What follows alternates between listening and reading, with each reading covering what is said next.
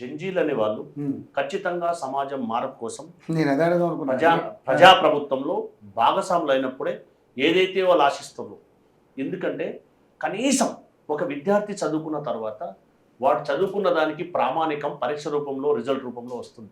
దాన్ని ప్రాపర్గా నిర్వహించాలనేది వారి ప్రగాఢమైనటువంటి డిమాండ్. ఈ సమాజం అవినీతి రహిత సమాజం కావాలనేది వారి యొక్క ఉద్దేశం. జంజీల యొక్క రైట్, ఆ రైట్ ఏంది? చదువుకోవాలి, ఉద్యోగాన్ని పొందాలి, నా కుటుంబాన్ని నేను పోషించుకోవాలి అనేది ప్రాథమికమైనటువంటి అంశాలు. ఈ ప్రాథమికమైనటువంటి అంశాల మీద ప్రజాప్రభుత్వం పనిచేస్తూ ఉంది. గౌరవ రేవంత్ రెడ్డి గారి సారథ్యంలో ఉన్నటువంటి ప్రభుత్వం క్యాబినెట్ అంతా కూడా పనిచేస్తూ ఉంది. ఆ దిశగానే మేము ఆలోచన చేస్తూ ఉన్నాం.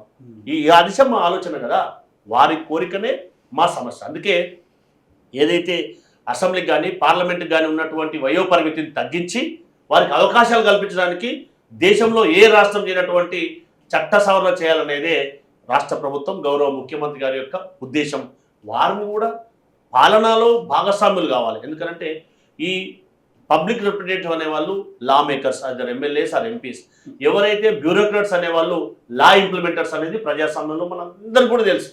కాబట్టి దాన్ని అందరికీ అందించాలనే ఉద్దేశం ఉన్నటువంటి పార్టీ కాంగ్రెస్ పార్టీ. ఆ దిశగానే ప్రజాప్రభుత్వం పనిచేస్తూ ఉంది కదా. ఓకే, ఇప్పుడు జంజీల విషయంలోకి వస్తే అంటే జంజీలకి మీరు కల్పించే భరోసా ఏంటి అసలు? నేను ఇందాక చెప్పినట్టుగా జంజీ 3 రకాలమైన కోరికలు ఉంటాయి. అవును, ఎడ్యుకేషన్ కావాలా, ఎంప్లాయ్మెంట్ కావాలా, తన కుటుంబాన్ని తాను పోషించుకోవాలి. ఈ 3 అంశాలు, ఆ 3 అంశాలను కల్పించడానికి మా ప్రభుత్వం మేము పనిచేయాలనేది మా ఉద్దేశం. అందులో భాగంగానే నేను ఇందాక ప్రస్తావించినట్టుగా వారికి స్కిల్తో ఉన్నటువంటి ఎడ్యుకేషన్ అందించాలి, దాంతోపాటు ఎంప్లాయ్మెంట్ని కల్పించాలి. అంటే ఇప్పుడు గవర్నమెంట్ జాబులు అనేవి చాలా పరిమితంగా ఉంటాయి సార్, అదే ప్రైవేట్ జాబులు అనేవి లక్షల్లో ఉన్నాయి, చాలా ఉన్నాయి.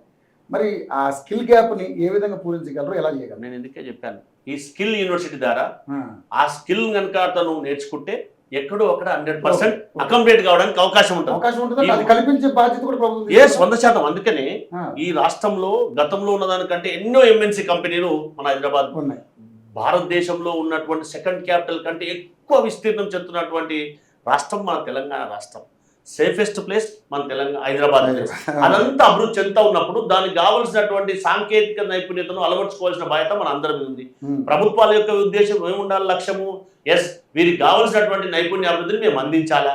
అందించినప్పుడు వాళ్ళు ట్రైన్ అవుతారు, ట్రైన్ అయితే వాళ్ళకి ఉపాధి అవకాశాలు వస్తాయి, వారు ఎంటర్ప్రెన్యూర్ గా కూడా ఎదిగే అవకాశం ఉంటుంది. ఆ దిశగా ప్రయత్నం చేయాలనేది కదా మా ప్రజాప్రభుత్వం ప్రయత్నం చేస్తుంది. అందుకే మా స్కిల్ యూనివర్సిటీకి ఒక ఎంఎన్సీ కంపెనీ ఎండీనే మహేంద్ర గారిని దాన్ని బీసీకి వెళ్ళడం అనేది జరిగింది. ఎందుకంటే ఈ మార్కెట్లో ఎలాంటి సాంకేతికత అవసరం, దానికి తగ్గట్టుగా ట్రైన్ చేసినప్పుడు మాత్రమే వాళ్ళకు ఉపాధి దొరికే అవకాశం ఉంటుంది. కాబట్టి ఆ దిశగానే మా ఆలోచన, మా ముఖ్యమంత్రి గారి ఆలోచన, గౌరవ ఐటీ శాఖ మంత్రి శ్రీధర్ బాబు గారి యొక్క ఆలోచన. కాబట్టి ఆ దిశగానే వారికి నైపుణ్యాభివృద్ధి, ఉపాధి అవకాశాలు, తర్వాత వారి యొక్క కుటుంబ జీవితం కూడా ప్రశాంతంగా ఉండాలంటే ఆర్థిక స్వావలంబన కల్పించాలనేది మా ఉద్దేశం.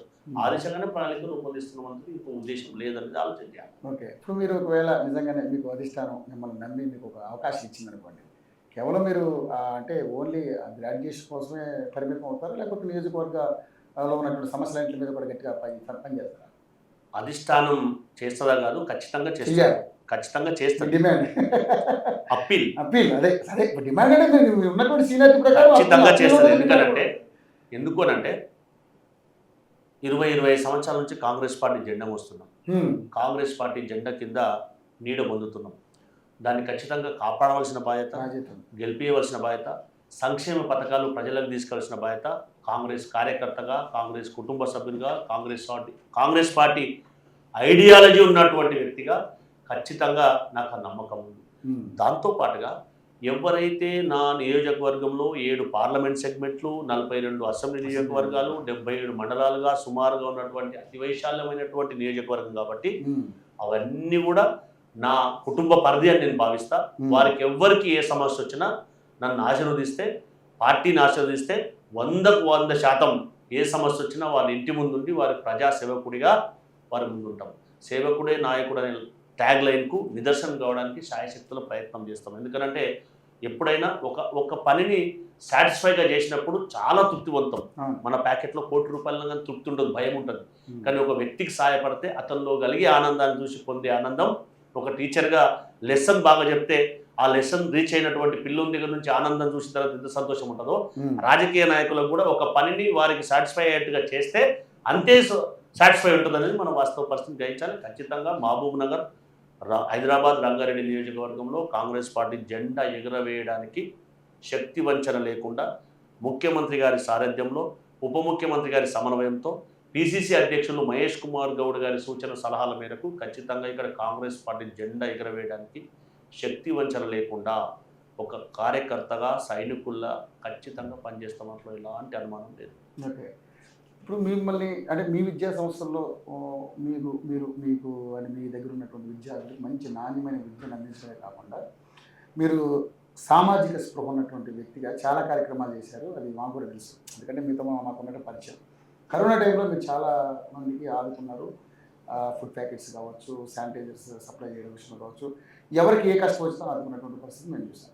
సో ఇవన్నీ మీ పొలిటికల్ కెరీర్కి బాగా ఉపయోగపడ్డాయి. అంటే కేవలం పొలిటికల్ మైలేజ్ కోసమా, లేకపోతే మీ వ్యక్తిగతంగా ఈ ప్రజలకు మనం సేవ చేయాలని ఒక నాయకుడికి ఎదగడం కోసం చేస్తున్నారు? ఏ రకంగా చేస్తున్నారు? ప్రజలకు సేవ చేయాలని ఉండాలి తప్పే పెట్టి నేను నా పిల్లలు ఇప్పుడున్నటువంటి పొలిటికల్ నాయకుల్ని ఒకసారి మీరు దృష్టిలో పెట్టి ఎవరు మీరు చేసేది ఏంటంటే, నేను ఏమంటే ఎవరు ఏం చేస్తున్నారో కాదు, మనం ఏం చేస్తున్నది ఆత్మ పరిశీలన చేసుకోవాలి. మా దగ్గర విద్యను అభ్యసించినటువంటి పిల్లలు కానీ, లేకపోతే నేను సాయం అందించినటువంటి వాళ్ళు కానీ, నేను ఒక చిన్న ఎగ్జాంపుల్ చెప్తాను. చెప్పండి. కరోనా టైంలో ఫ్రంట్ వారియర్స్లా ఉన్నటువంటి పోలీస్ వాళ్ళకి కానీ, మున్సిపల్ సిబ్బందికి కానీ, లేకపోతే మీలాంటి జర్నలిస్టులకు కానీ నేను అలా నుంచి ఏం ఆశించకుండా 76,000 నుంచి 80,000 కిట్ల వరకు వచ్చాను. నువ్వు నాకు ఓటేయండి అని అడగలే, పోలీసులు నాకు ఓటేయండి అని అడగలే, మున్సిపల్ సిబ్బంది నాకు ఓటేయండి అడగలే. నా ఫ్రెండ్స్ అయినటువంటి ఎవరైతే ఈ ఫ్రంట్ వారియర్లో ఉన్నటువంటి జర్నలిస్టున్నారో నాకు ఓటేయండి అని అడగలే. అంటే మనం నిస్వార్థంగా సేవ చేయాలనేదే నా ప్రగాఢమైనటువంటి సంకల్పం. అంతే తప్పితే గివ్ అండ్ టేక్ పాలసీ ఉండదు రాజకీయాల్లో. ఎందుకంటే నువ్వు సాయం చేస్తూ పోతే వాళ్ళకు మనసు వస్తే, వాళ్ళకు మనసు అనిపిస్తే మనకు ఆశీర్వాదం ఇస్తారు. అంతే తప్ప ఈ ప్రజాస్వామ్యంలో అత్యంత విలువైంది, అత్యంత పదునైంది ఓటు హక్కు అనేది మనందరికీ కూడా బాగా తెలుసు. ఆ ఓటు హక్కు అనేది ఒకరు ప్రభావితం చేస్తేనో ఇంకోటి చేస్తేనో రాదు. వాళ్ళు మనస్ఫూర్తిగా విద్యావంతులైనటువంటి వాళ్ళు, సమాజం పట్ల అవగాహన ఉన్నటువంటి వాళ్ళు, ఈ సమాజ నిర్మాణంలో భాగస్వామ్యమైనటువంటి వాళ్ళు ఏది మంచో ఏది చెడో ఆలోచన చేసి ఆశీర్వదిస్తారు. కాబట్టి దాన్ని 100% యాక్సెప్ట్ చేయాలి. దాంతోపాటుగా ఎప్పుడు కూడా ఆశించి చేయదు. వీలైతే వాళ్ళు సహాయపడతారు, వీలు కాకపోతే వాళ్ళకి నచ్చింది చేసుకుంటారు. మనం అందరికి నచ్చాలని లేదు, వాళ్ళు ఎవరు కూడా మనకు నచ్చాలని లేదు కదా. వారి ఐడియాలజీ వాళ్ళకు ఉంటుంది ఇండివిజువల్గా.